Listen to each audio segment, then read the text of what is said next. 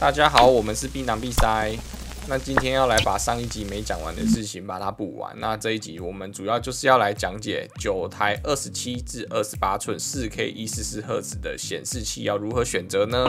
原本是要放在前一篇的 MSI MAG281 URF 来解说的，但因为工作上比较忙，所以就放到这一集来解说。那还没看开箱的也可以赶快去看看哦。先说说面板，在上集的时候我有提到，其实不同品牌的显示器，因为是相同面板，其反应时间与颜色相差并不是太大的。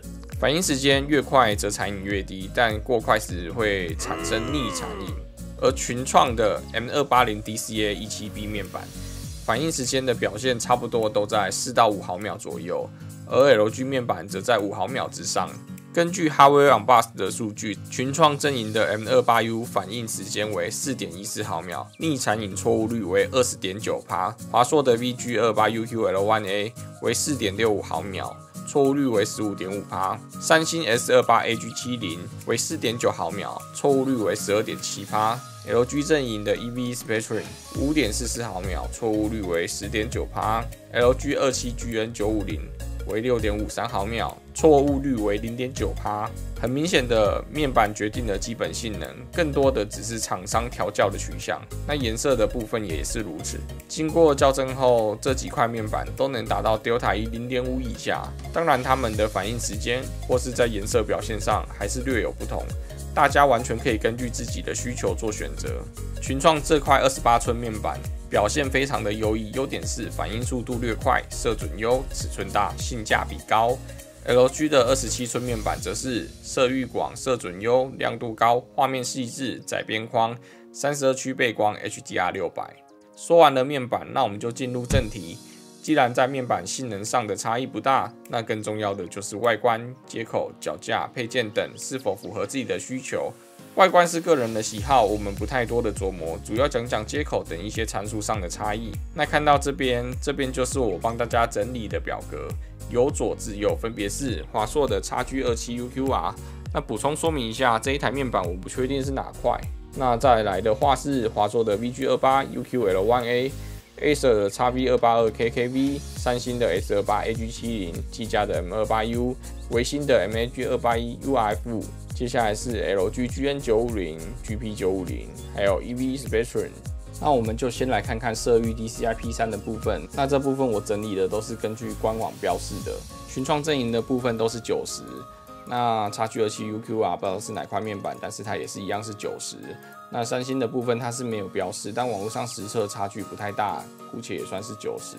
那技嘉 N28U 还有微星的部分，他们标示的比群创面板还高，官网标示分别是94还有95。那我也不知道为什么会比较高。那 LG 阵营的部分全部都是98。那接下来说说亮度，那群创本身的话，它标示的亮度是 SDR300、HDR400。那特别讲一下，就是说华硕的 VG28UQL1A 的部分有达到 SDR350、HDR450。那 Acer 的部分，我看小雪人评测，那它实测起来好像跟标示的是略有差异的，就是差异稍微大了些。那 LG 因为都有 HDR600，所以它 SDR 都是400，HDR 都是600。那我看实测是会略微超过的。那 EVE Spectrum 的部分它更高了，它的 SDR 到了450，HDR 是750。那 Delta E 色准的部分，那全部都很优秀。根据国外评测 Artist.com， 经过校正后就可以达到1以下，甚至达到最低 0.3 左右。那 Acer 身为这边最便宜的显示器，那我看它的实测出厂就已经有达到 Delta E 以下，算是非常优秀的。接下来说说 VR 可变刷新率。那全部都是有支援 Adaptive Sync 的，那同时有标示支援 G-Sync Compatible， 还有 FreeSync Premium Pro 的是三星的，还有 LG 阵营全部都有标示。那华硕的 VG28UQL1A 的部分，它只有标示 FreeSync Premium， 没有标示 Pro。那华硕的 XG27还有微星的部分，他们没有标示支援 FreeSync， 但是应该都是有支援的。那另外要讲一下说 Acer 的部分还有技嘉的部分都是标示 FreeSync Premium Pro， 但是没有标示 G-Sync， 但我认为应该是都有支援啦，但是它就是没有给出那个认证标章，那就不确定它是否可以完美执行。接下来说说 VESA 的壁挂，那这部分的话应该是全部都有的。Acer 虽然是没有标示，那我认为他们显示器厂商常常标示都会漏东漏西，但是应该是不大可能没有支援的。如果有知道的朋友，欢迎下面告诉我们。那接下来说说影像接口标准为一个 DP 2个 HDMI， 我认为这个是现在最基本的标配了。那我们就以这个标准为下去讨论。那华硕 XG27的部分，它 DP 多了一个，但是它的 HDMI 只有 2.0， 只能跑 4K 60赫兹。那这部分我觉得就比较可惜，因为未来的游戏主机都是 4K 120赫兹以上的，那如果没有支援的话，会比较可惜。接下来是华硕的 VG28， 那它的 HDMI 有4孔 ，HDMI 2.0 2个 ，HDMI 2.1 2个。那 Acer 的部分，它多了 Type C， 并且支援 PD 65瓦，我认为还算是相对给的蛮香的规格啊。那三星的 S28 部分，那只有标准的一个 DP 跟2个 HDMI 2.1， 那这部分我觉得有点可惜啊，接口稍微少别人那么一点点啊。那接下来是技嘉的 N28U， 那它多了 Type C， 但是没有标示瓦数。那 NSI 的部分，它也是多了 Type C， 但是只有15瓦，相较于 Acer 65瓦比较少。那这个使用场景就是说，假设我们在使用笔电的时候，那你就可以只要插一根 Type C 线，那同时你就可以支援电源还有影像的传输了，会比较方便。这样子对于使用笔电的用户来说，会是比较方便的选择。接下来是 LG GN950，那它一样是标准的一个 DP 跟2个 HDMI， 但它的 HDMI 只有 2.0， 那这个也是不推荐购买。那接下来是 LG 的 GP950， 那这一台就是 GN950 的进化版，它就是把 HDMI 升级成为 2.1 了。那接下来是 EVE Spectrum， 那多了 Type C 且有 PD 100瓦，那这个功率非常的足够。那基本上除了电竞笔电以外，基本上应该大部分都可以支援了。另外补充说明，根据爬文 DP 1.4 HDMI 2.1应该都是有支援 DSC 的，但是因为我们没有亲自测试过，所以只能说应该，因为必须要有 DSC 才能透过一条 DP 线跑到 4K 144赫兹10比特4比4比4。所以这一点还算是相对有点小重要的呢。接下来说说 KVM， 那只有 N28U 还有微星的部分是有支援的，其他的部分是有支援 USB Hub， 但是没有支援 KVM。详细的部分大家可以稍微看一下，那我们就不赘述了。内置变压器的部分，因为官网标示不齐全，那大家可以自己查询一下，因为实在是不是很好查。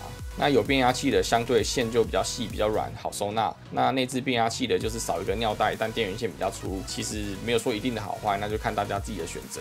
接下来说说喇叭的部分，那只有华硕的 VG28、Acer 的部分，还有技嘉的部分是有喇叭的。那技嘉的喇叭是2颗3瓦，那剩下的2台是2颗2瓦。但我认为内建喇叭的音质应该都差不多，那3瓦的可能就是声音大一点这样而已。那接下来就要说说总结了。那 HDMI 2.0 的规格不支援 PS5， 那我觉得比较可惜。那你就不如买 Acer， 那这个价格是相近的。接下来是 VG28， 它的亮度稍微比较优秀，那影像接口多，有喇叭。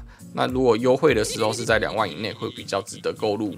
接下来是 Acer， 那 Acer 16900 CP 值爆棚，原厂射准 Delta 依旧低于1，那接口该有的一样也没少，甚至还更多。但是我看评测，它的支架还有它的做工稍微差了一些。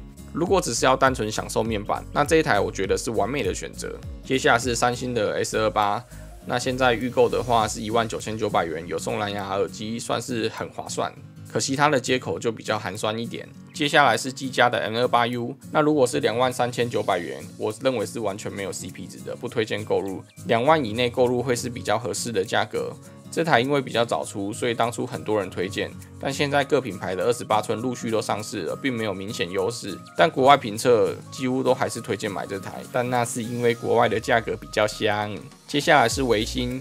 我购入的价格是19900，但是没有正品，稍微有点可惜。另外，如果有内置喇叭会更好一点。内置喇叭就是说它不会多好，但是有就是比较方便一点。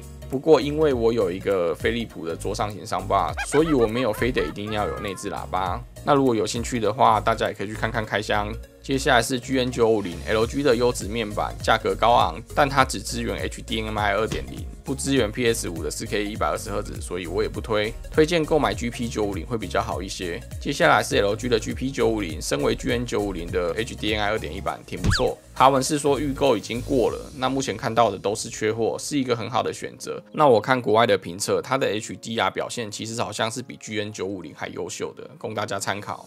最后的话就是 EVE Spectrum。那它各方面都很优秀，价格也相对是划算的，但可惜它没有代理商，他们是全球都是网购统一发货。那除了中国是有代理商的，他们可以支援无条件退货，但特别要注意的是，退货事务是需要负担运费的哦。那这一集全部就讲到这边了，那大家别忘了按赞、订阅、加分享哦。那希望这一集有帮助到大家，可以更简单清楚的知道自己想要的是哪一款萤幕。那先就这样咯，拜拜。